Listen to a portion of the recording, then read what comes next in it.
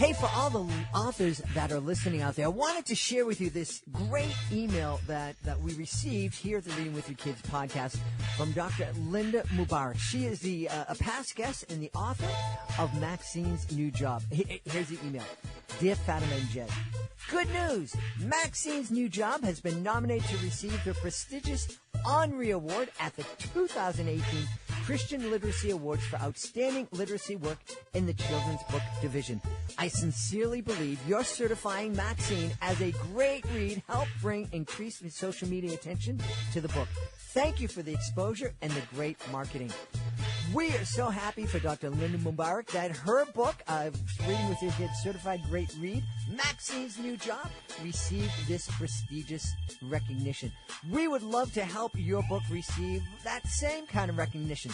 If you are interested in having your book considered for our Reading with Your Kids Certified Great Read program, please visit our website, readingwithyourkids.com. You can click on the contact button, send us a note, and we'll send all the information back to you, or you can go right to our Certified Great Read page on our website. It's fun, it's easy, and it is really an effective way to let the world know that your book stands out above all the rest. The Reading with Your Kids Certified Great Read program. Reading with Your Kids. Hey, so great to see you. Come on in. Hi, my name is Jedley, and this is the Reading with Your Kids podcast. We are coming to you from the beautiful and snow-covered neighborhood of Reedville in the southwest corner of Boston, Massachusetts. We are so over the moon that you're part of our beautiful Reading with Your Kids family. Please be sure to connect with us on social media. Facebook.com/Reading with Your Kids, at Jedley Magic on Twitter, at Reading with Your Kids on Instagram. We have a wonderful guest for you today. Heather Wenonah Ellis is here to tell us about Guardian of the Dream Tree. We also want to let you know that the Reading with Your Kids podcast is returning to Chicago February 8th and 9th. Chicago's Kid Expo at the Schaumburg Convention Center in Schaumburg, Illinois. We are so excited. This is going to be such an amazing event. There are so many fantastic kid and family-friendly activities. I will be performing 2 amazing magic shows Saturday and on Sunday. And, of course, at the Reading with Your Kids booth, you can find out what it's like to be a guest on the Reading with Your Kids podcast and possibly hear yourself on a future episode of the show. Come on out, come down and say hi. It's February 8th and 9th, Kid Expo, Schaumburg Convention Center, Schaumburg, Illinois. Joining us right now from Orange County in California. This is one of the amazing authors that I met while I was out at the Orange County Children's Book Festival, the largest children's book festival in North America. And it really is. And it's such a wonderful event because it brings together all these incredibly talented children's authors in one place. We're speaking to her today about her book, Guardian of the Dream Tree. Please welcome to the show, Heather Wenonah Ellis. Heather, how are you? Hi, I'm great. Thank you for having me on the show. Thank you for being here. I feel like you're sending a little sunshine here to Boston. It's snowing outside as we're recording this. First off, before we start talking about Guardian of the Dream Tree, how did you enjoy your time out at the Orange County Children's Book Festival? Oh, I had such a wonderful time there. It is one of the largest festivals out there, and it was one of my first largest festivals. And I had so much fun talking with people that kept coming by the booth, and I enjoyed the coloring table that I had out for my new coloring book that I'm promoting, and children and adults were sitting down, and we were just conversating all day long, and I just really enjoyed myself, and it was just a beautiful venue. It really is. Yes. I think it was, Orange. Is it Orange Coast Community College? That's the name of the campus? Is yes. That right? Yes. What a beautiful place. And here in the East, community colleges look a lot like high schools, or office buildings. And Orange Coast Community College, it looked like, one of these, beautiful, 4-year colleges that kids are spending $70,000, $80,000 a year to attend. Yes, it's pretty common out here in California. Long Beach City College is very similar to that. and college is very expensive these days, so they tend to really do up these beautiful campuses, and they have programs a little bit longer than 2 years sometimes. That's great. Well, we've spent enough time talking about how much fun we had at the book festival. Let's talk a little bit about how much fun families can have experiencing Guardian of the Dream Tree together. Yes. So tell us the story. Oh, well, the story is really interesting. I started with my first book called Colors of the World Adventures, and then my second book in the series is Guardian of the Dream Tree. And in Guardian of the Dream Tree, there is a child. We call her the Wisdom Child. And there's a prophecy that's out there among all the nations. There's 12 tribes. And they have to figure out what this prophecy is. And she is the only one that can save the 5 realms in all the 12 tribes. And it's a fantasy fiction. And I got the idea, I don't know, about 2004, I was sharing with my brother as he graduated from college that if I was to ever write a story, I would call it Colors of the World. But the story kept growing and growing. And so I thought how neat it would be to talk about a concept about helping children keep their dreams alive and not to be afraid of nightmares. So that's pretty much my theme inside here, is how to stand up in a nightmare, not let night terrors take over, and to keep dreaming and never ever let go of your dreams, whatever it is in this life. Wow, so much there that I want to talk about. I think probably the most important thing is this idea of standing up to your dreams. Can you talk a little bit more about that? Sure. I was a child who had a lot of nightmares. And somewhere along the way, I had to learn that I didn't have to be afraid anymore. So instead of running, I would just stop and turn around and just see what was behind me. And oftentimes there wasn't anything but my own shadow. And I realized as I got older, the fears I had were worrying about what other people thought about me. That was one of my biggest fears. And so I had to learn as a child and as an adult that not to worry about what people think about me, but just to be the best version of me. And to know that that is good enough out there and that it's worth something in the world and that I have something to offer. And so that's what I try to teach kids through my stories or through the different workshops that I do around Southern California. Now, how does one, because I'll be honest with you, I don't really have nightmares, but I do have these recurring dreams where I'm an educational magician. I perform magic shows in schools and libraries.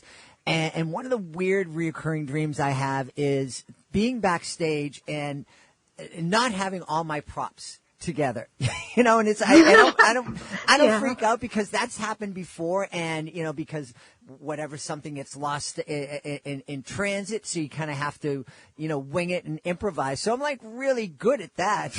It's just, I just have this dream where I'm backstage and I'm looking for things and it's like, where's this and where's that? And it's more annoying than terrifying.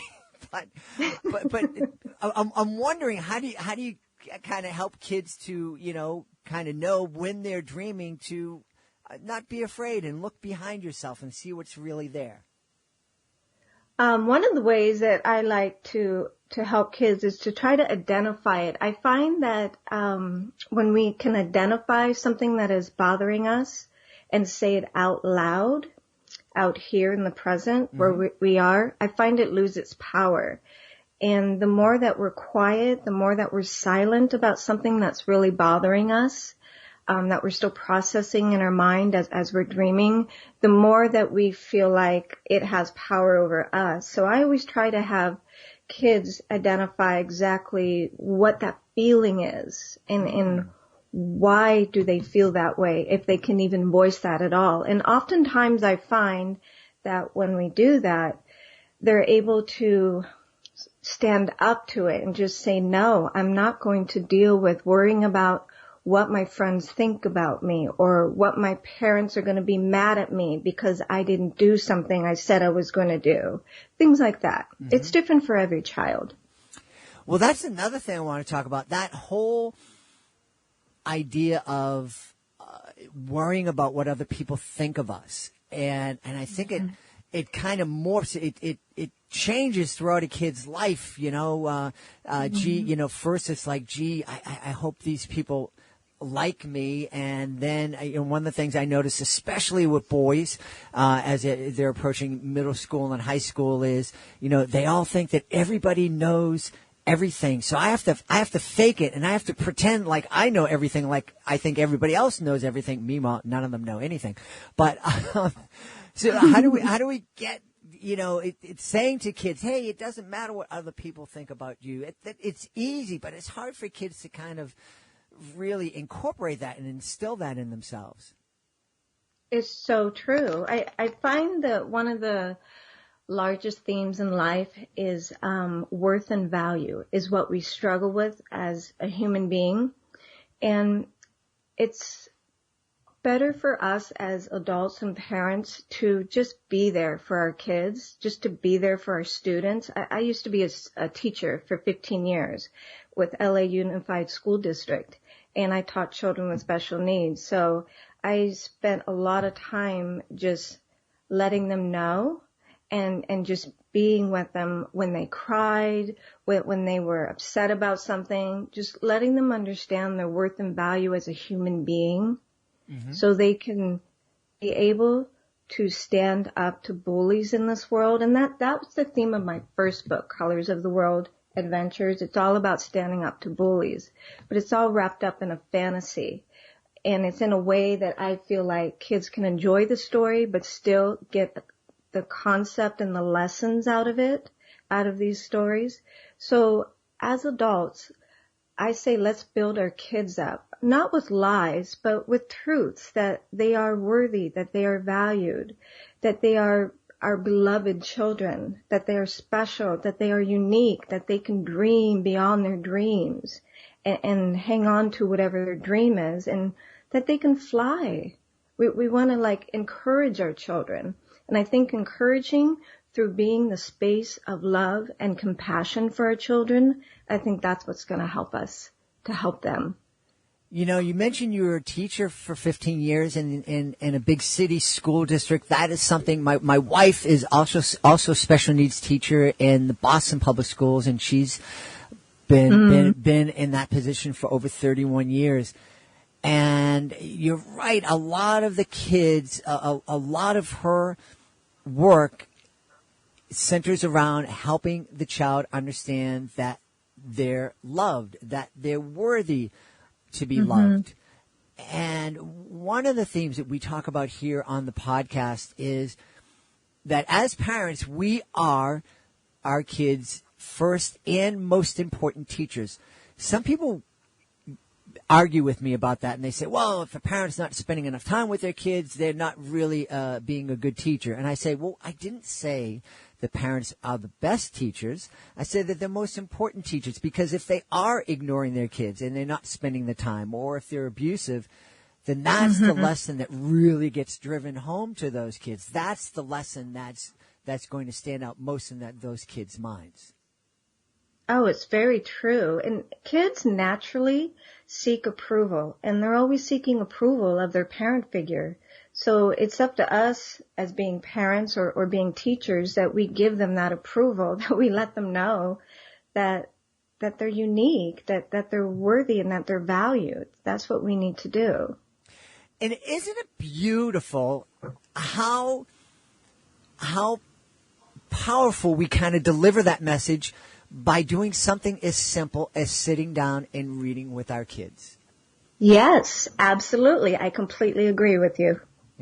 Just taking that time, when the kids are younger, and always just, hey, every night, this is the time that we sit and read. And if you're not home every night, if you're working and your shift, you're not there at bedtime, then making sure that there's 1 or 2 nights a week where it's locked in there. This is the time. This is our story time. This is when we're together.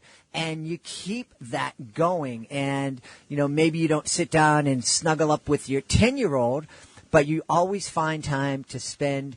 And by carving out that time and making sure that that's sacred, you're just demonstrating to the kid how special they are in your eyes. It's so true. I think it's so important. And I don't think any child is ever too old to sit down and read with their parents. I don't care if you're a teenager. It's like, parents, go grab the book that they're interested in and read with them. Just be with them. It's all about being together. It's about the family time. It's not necessarily about the story itself. But it's such a wonderful, special way to enjoy literacy together as a family. I absolutely agree with you. And one of the really fun times, my first trip to LA was back in January of this year.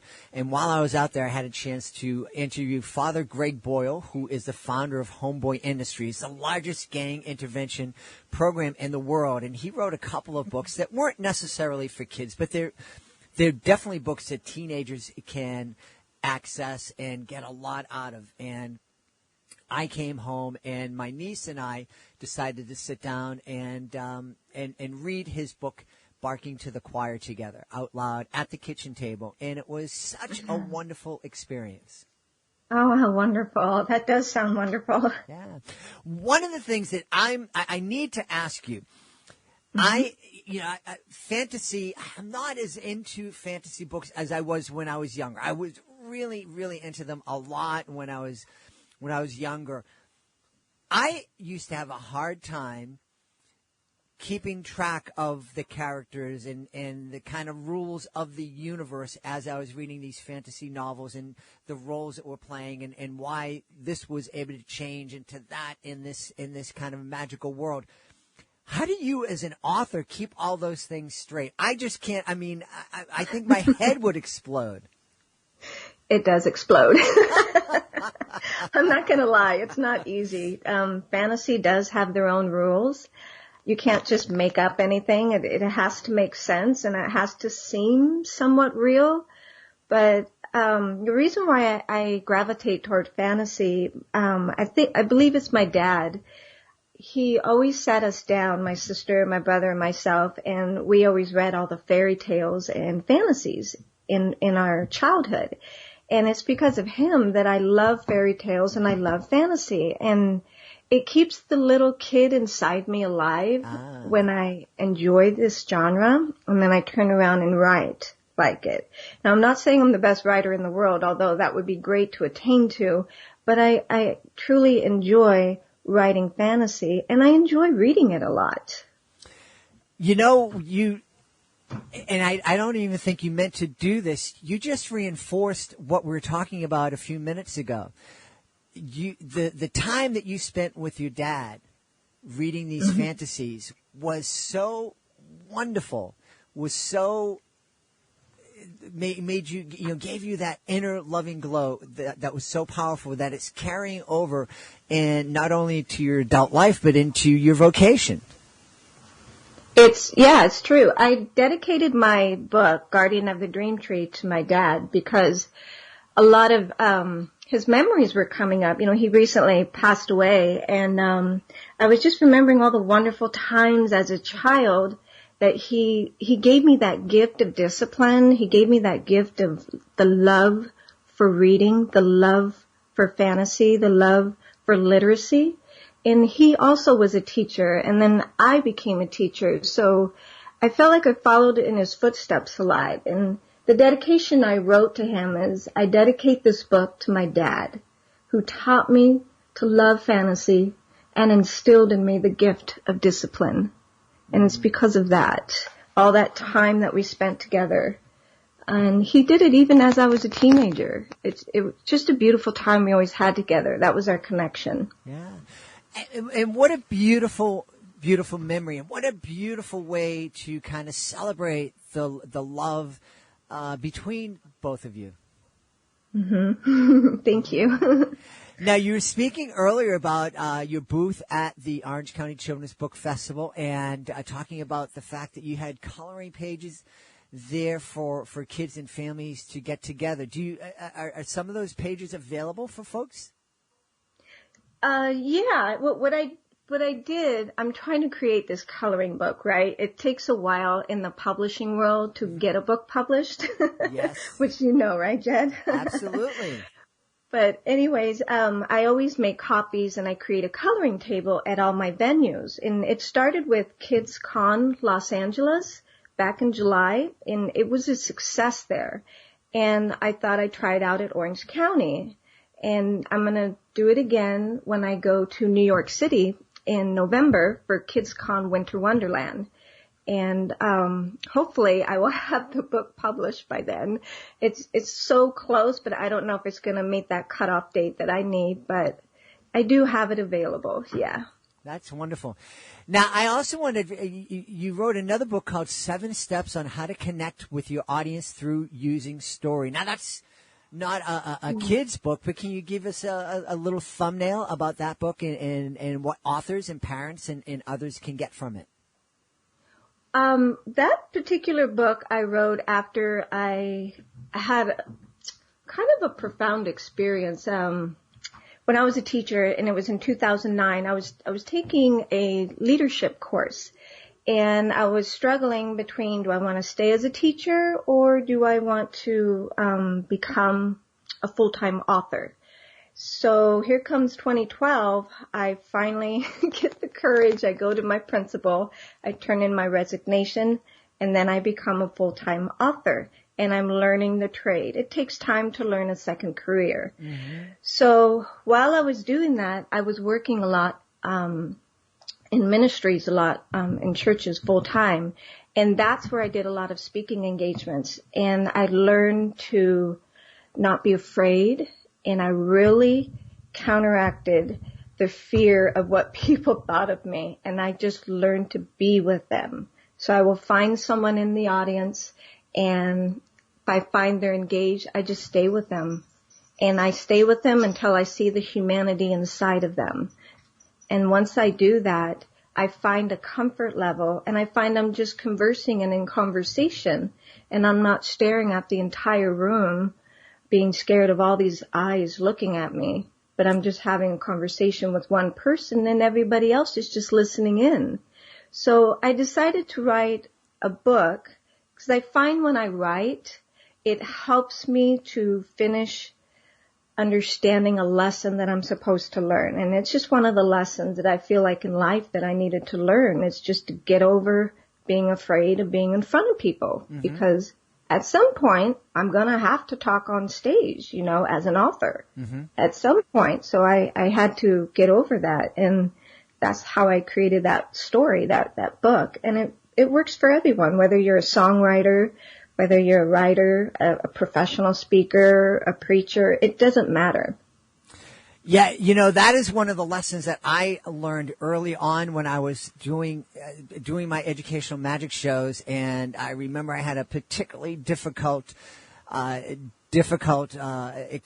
show that wasn't getting a lot of response, and afterwards I'm expecting, I sat down with my mentor, and I'm kind of expecting him to say, oh, just imagine your audience without clothes, which is kind of creepy when you're in a school. But yeah, that is creepy.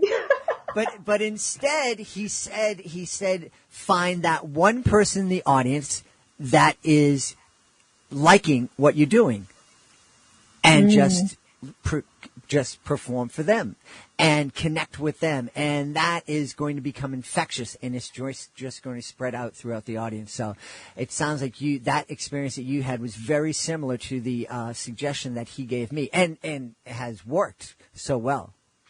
Yes. Yeah. Tell everybody where we're talking about connecting with an audience. Tell everybody where they can connect with you online. Oh, I have a website, and it's called HeatherWenonaHellis.com. So you can connect with me there.